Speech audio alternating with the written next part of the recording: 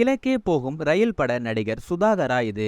நடக்கக்கூட முடியாமல் டிவி நிகழ்ச்சிக்கு வந்த பிரபலம். பாரதி ராஜா இயக்கத்தில் வெளிவந்த படங்களில் ரசிகர்களால் கொண்டாடப்பட்ட ஒரு திரைப்படம் கிழக்கே போகும் ரயில். இந்த படத்தின் நாயகனாக நடித்து மக்கள் மனதை வென்றவர்தான் சுதாகர். நாயகனாக மட்டுமில்லாமல் நகைச்சுவை நடிகராகவும் பல படங்களில் நடித்திருப்பார். தயாரிப்பாளராகவும் இருந்திருக்கிறார். தமிழ் மற்றும் தெலுங்கு என கிட்டத்தட்ட 600 படங்களுக்கு மேல் நடித்திருக்கிறார். இதில் கிழக்கே போகும் ரயில் திரைப்படம் 100 நாட்களை கடந்து ஓடி பெரிய அளவில் வெற்றியை கண்டது. ஹிட் படங்களை கொடுத்த சுதாகர் ஒரு கட்டத்தில் சினிமா பக்கமே காணவில்லை.